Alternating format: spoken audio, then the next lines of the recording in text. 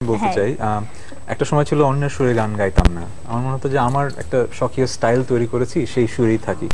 তারপর যখন অন্যের সুরে গাওয়া শুরু করলাম, এই একই ঘটনা আমার হয়েছে যে মানে নিজেকে আসলে আরো ভাঙা যায়। এক্স্যাক্টলি।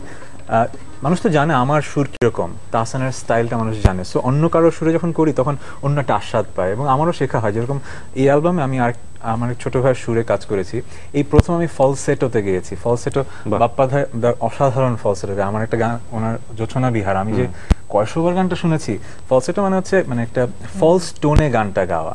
সো আমি যেমন কখনোই গানটা এই ফলসেটোতে গান গাইনি, যেহেতু আরেকজনের কম্পোজিশনে করলাম, সে আমাকে বাধ্য করেছে গাইতে ওই ফলসেটোতে। সো গাওয়ার পরে দেখলাম ওয়াও, ভালোই তো লাগছে। সো অন্য কারোর সাথে কাজ করলে, সুরে কাজ করলে হয়তো এই ব্যাপারগুলো ঘটে, যেটা বাপ্পাদা বলে যে শেখা যায়। কারণ এখন তো আমরা আসলে স্কুলে যে গান শিখতে পারছি না, শেখা হয়ে গেছে সেই 20 বছর আগে। এখন এইভাবে শিখছি আর কি। আচ্ছা, গানের কথা আসলো, আপনার একটা গান তো একটু শুনবো। পরে শুনি, পরে শেষে আগে সিনিয়রিটি বেসিস আপনারা ডিসাইড করেন। আচ্ছা, আমি এবার অ্যালবামে তো আমার 11টা গান আছে, তার মাঝে 3-4টা নাটকের গান। কিন্তু একটা কমপ্লেইন পাচ্ছি যে আমার একটা নাটকে একটা গান ছিল, ওটা দেইনি কেন। এটা মানুষ খুব শুনতে চাচ্ছে, যেহেতু রিলিজ পায়নি। তো এই সুযোগে একটু গানটা আবার একটু শুনিয়ে দেই।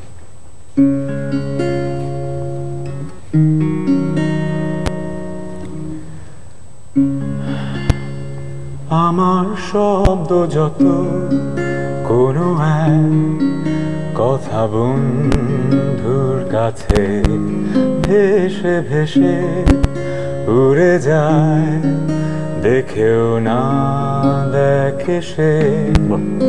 আমি সে স্মিত হাসি শুনে বুঝে যায়, সে আমার, সে যে আমার শব্দে লাজু। মুঠো বার্তায় ছুঁয়ে দিলাম, আঙুলে লেখা সে প্রেম। স্পর্শ করবে সেই আঙুল আমার, কবে খুঁজে পাবো আমি প্রেম।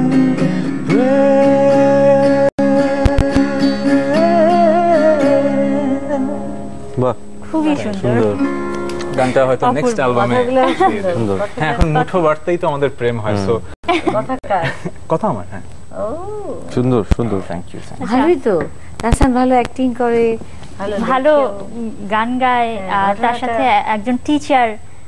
এতগুলো বিষয় একসাথে কিভাবে ম্যানেজ করেন? ম্যানেজ করতে কষ্ট হয়, এই জন্য সবগুলো কম কম করি।